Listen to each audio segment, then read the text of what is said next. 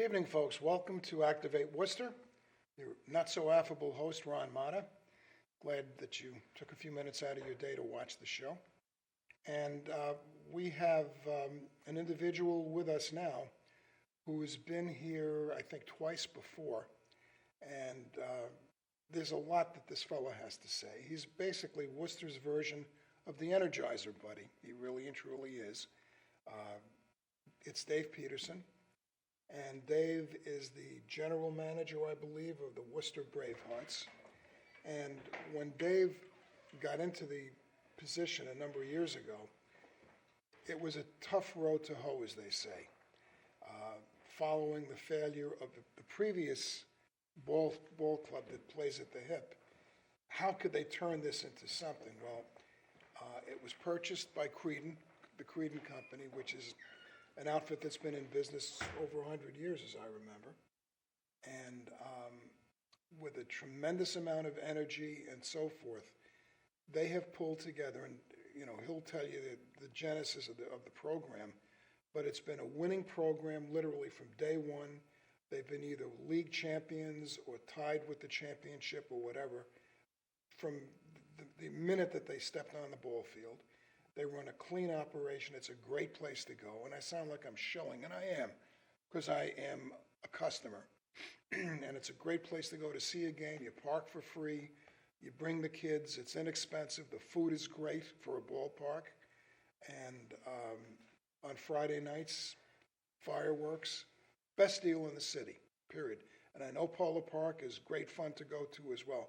There's plenty of room for both in this city, in my view. So with that, 2023 is just about to begin. Dave, thank you for joining us. And by the way, there'll be a special announcement we'll be making in a few minutes here as well. But for now, let's talk Bravehearts. Thank you, Ron, and that is a great introduction because I do feel that there's space for two baseball teams in this city, and No doubt. we did come into the city in 2013, and we had to clean up a lot because when the Worcester Tornadoes left town, there were hotel bills that weren't paid, and there were cleaning bills that weren't paid, and the lease wasn't paid, and their uniforms were taken away, the bus bill wasn't paid.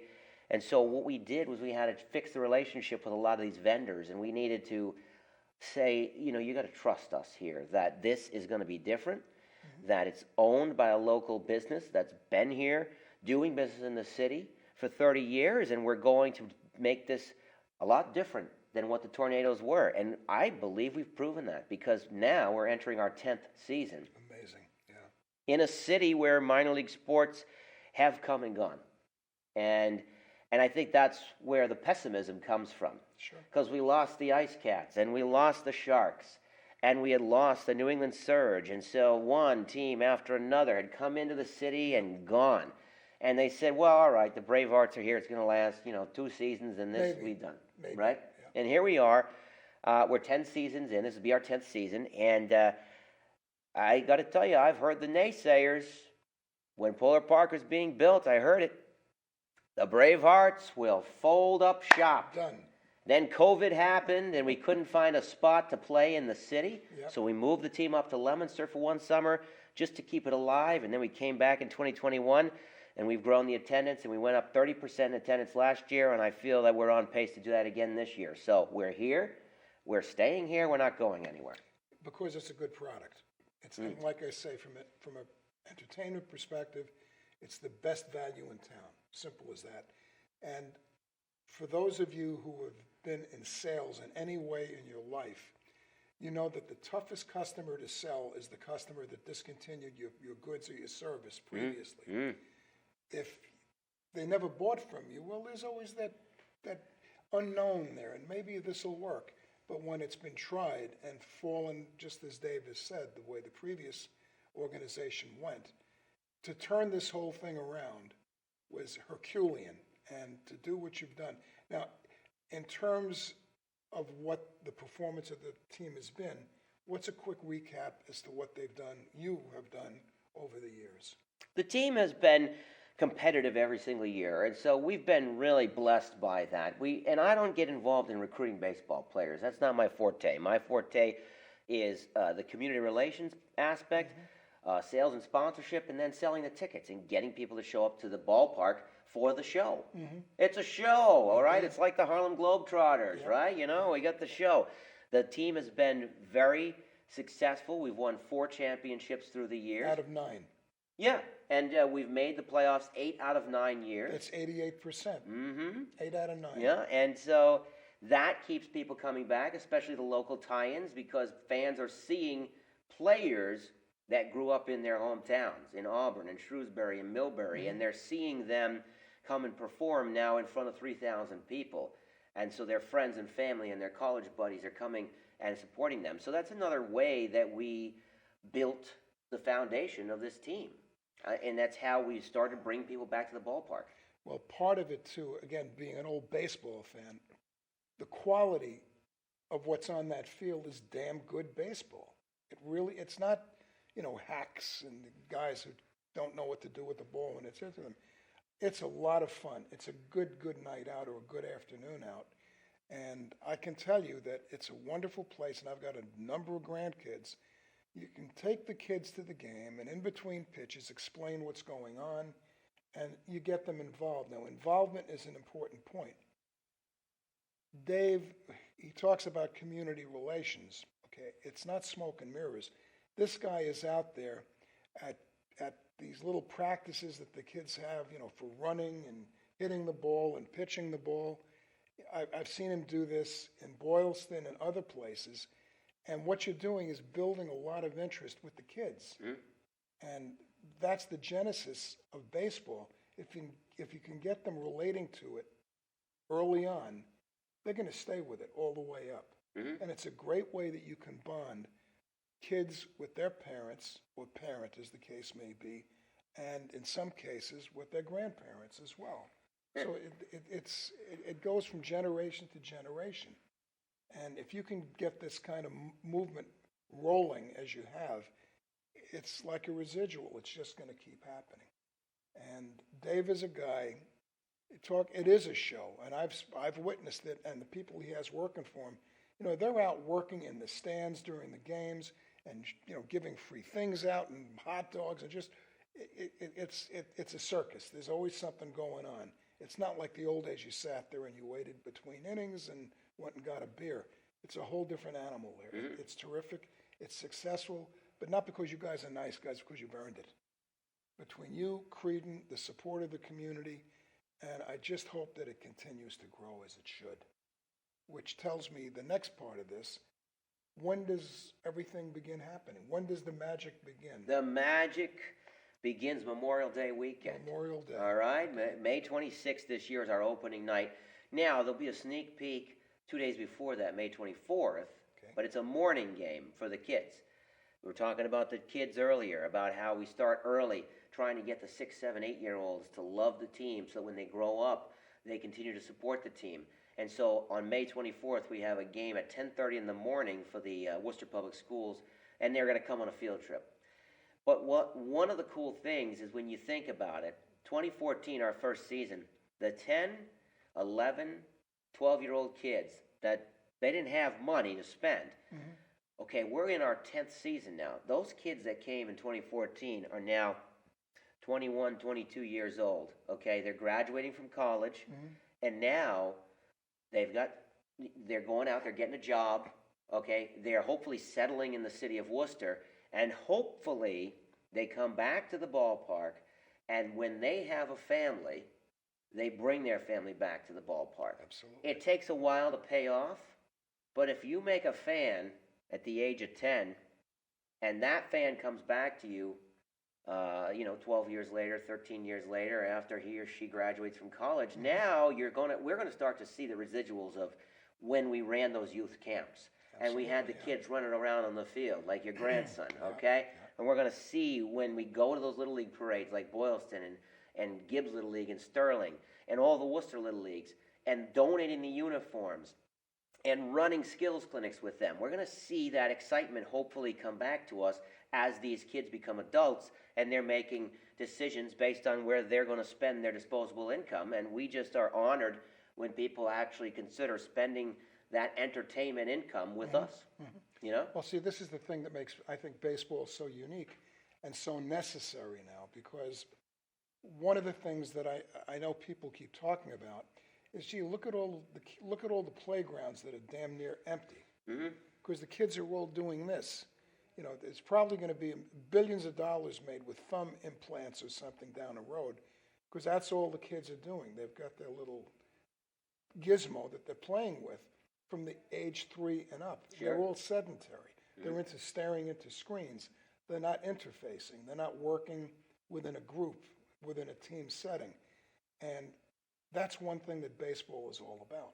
And again, it's a multi-generational thing that everybody can connect with. And it's a beautiful thing. And it's something that you don't just go to watch the game once a year because it's so damn expensive. If you want to go, not that I'm knocking it, to the Fenway Park, okay, nuclear family, wife, husband, 2 kids, you can easily drop $500 to see a ball game now. Yeah. Which is just, well, you know, if you've got the dough and you got $500 to blow it, God bless you. But the reality is, how often are you going to do it? Whereas here, you can get a really swell ticket for what, 12, 15, 18 bucks? Yeah, $11. $11. You know, $9 in the grandstand, okay? And the seats are all right there. It's beautiful. The food for a ballpark is terrific. And I can tell you that I went to a Celtic playoff game a couple weeks ago, and the prices are just outrageous. And this is a quick one. I went with one of my sons and my oldest grandson, who's 25. And Chris, my son, went to get, in the second half, he got a beer for himself and his son and a bottle of water for the old guy, because I had to drive. And to make a long story short, and even threw the guy a tip, $41. Sure, yeah. To say nothing of the food and everything else. Compare that, and $48 to park in the government center and all that, plus, you know, in and out, gas and everything else. Here, you're right off 290, right at Holy Cross, if you don't know. The parking is free. It's right there. It's a beautiful night or a beautiful day to be with your family, and the kids love it. And they have lots of little activities for the kids during the games. They're not forced to just sit there stoically. So the total environment, the total package, I think, is wonderful, and I keep saying it, it's the best deal in town. Period. And now we have an all-you-can-eat ticket. So what you do for $25 is you get a wristband, and you just go back to the concession stand as much as you want until the end of the 7th inning. $25 for adults and $15 for kids, because we needed to differentiate ourselves. We needed to create a product that the other team doesn't have, and the other team doesn't have that product, and they'll never have that product because they can't do that. It's $25 all you can eat, and that includes your parking and your game ticket. So, excuse me, $25 does all of it? All you can eat. Parking, yeah. That's right. ticket, and food. And you get the Angus burgers and the Jumbo Fit and Franks and the chicken, and you get the popcorn and the chips, and you get the unlimited soda and bottled water. And so we can do this because we're owned by the Creedon Company, which is catering company.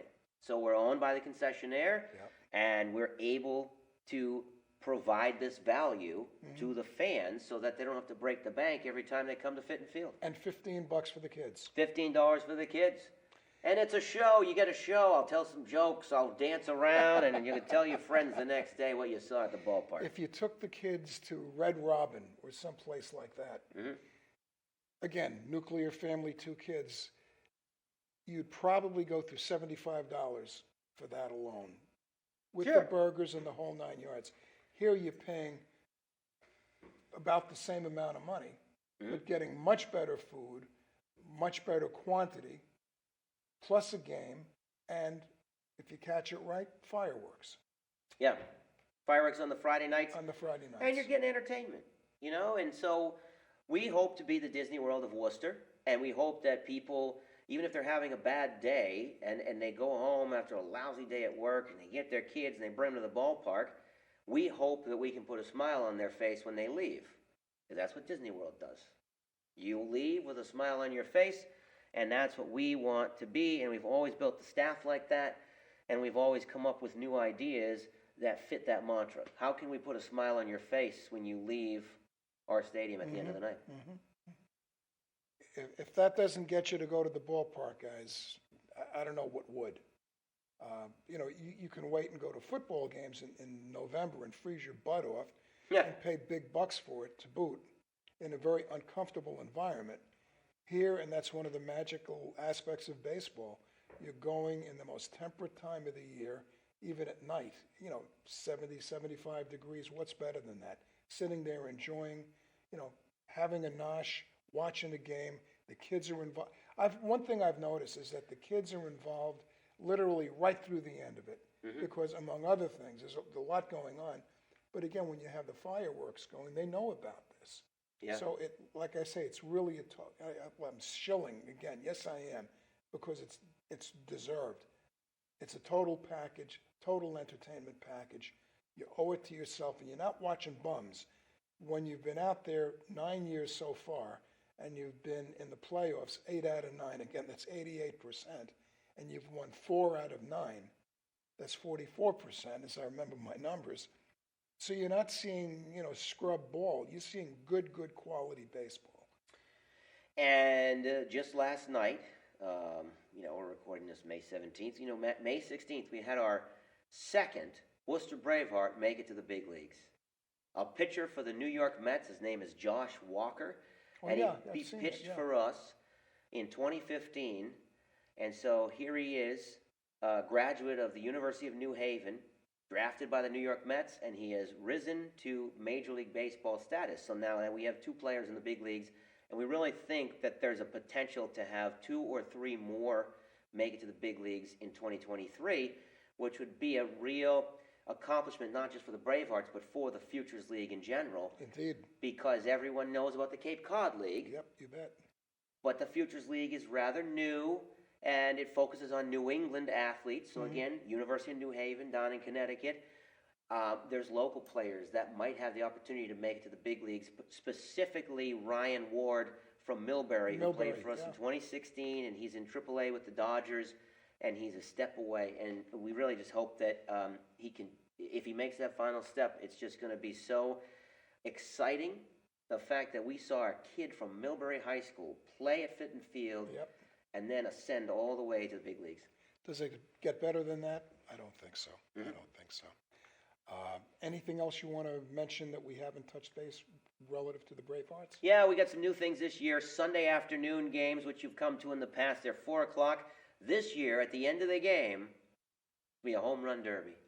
Oh, wow. Because what is the game that the kids play in the backyard when you're playing baseball? You're always playing home run derby, Absolutely. Right? So at the end of the game on Sundays, we'll have a home run derby.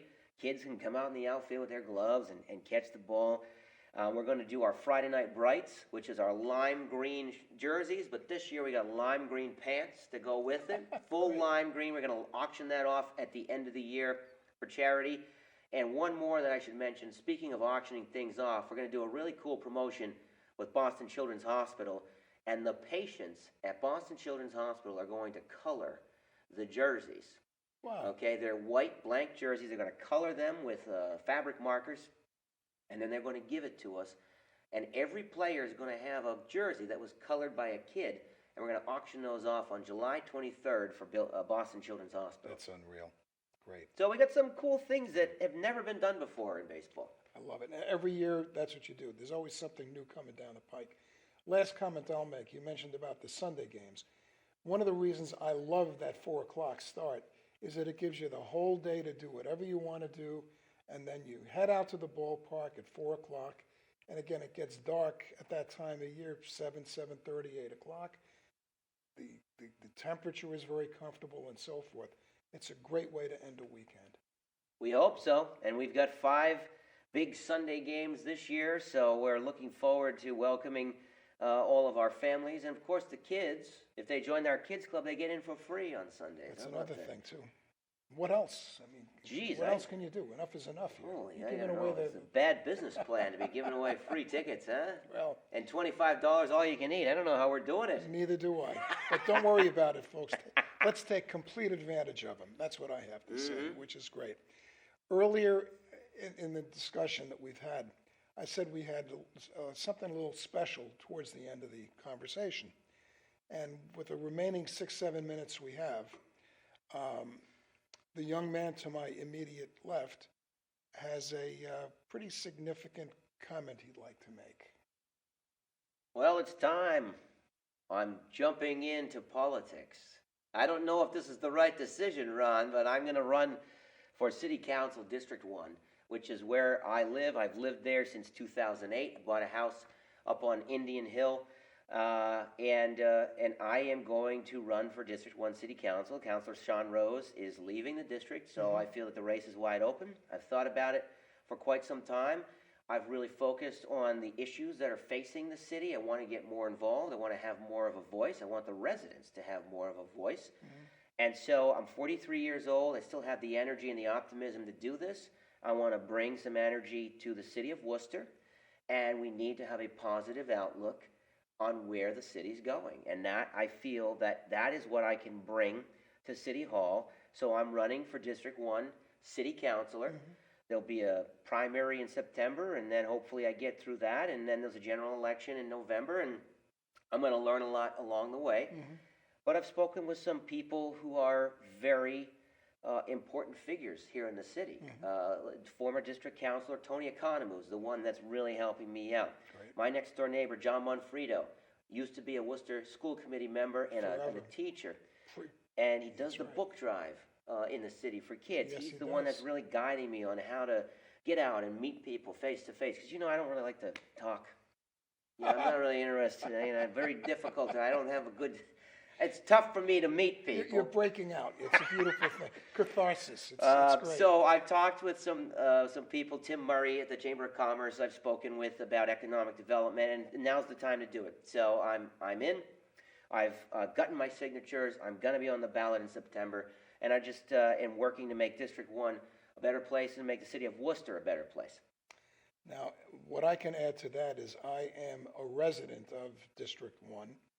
So all things being equal, Dave will be my new councilman, which I look forward to, number one. I've seen Dave in action.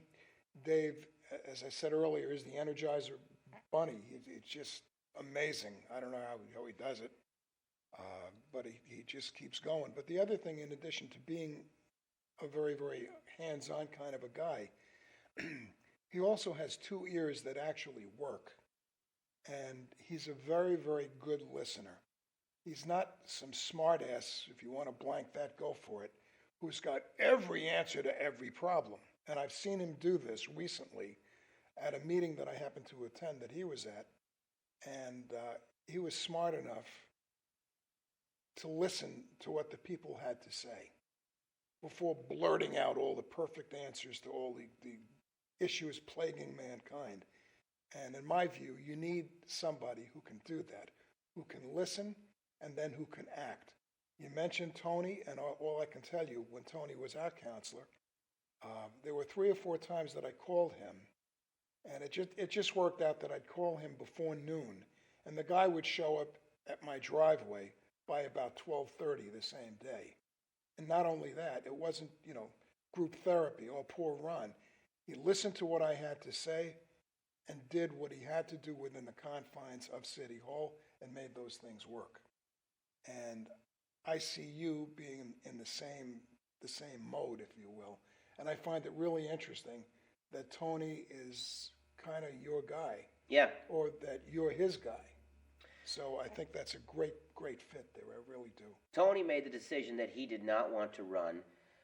He ran at large a few years back, and he lost. And Tony was a very popular District 1 counselor. Deservedly so. He's the one that's really been guiding me on what the issues are, how do I connect with the voters, and quite honestly, we need to create more jobs for Worcester residents, and that's one of the primary goals that I have. That's going to be front and center for the campaign, and front and center if I am elected, is creating more jobs for Worcester residents, and particularly making sure that the small and medium-sized businesses in this city can survive, because we're losing out on commercial business. Yes, we are. In the 1980s, 34% of our tax base was from the commercial sector.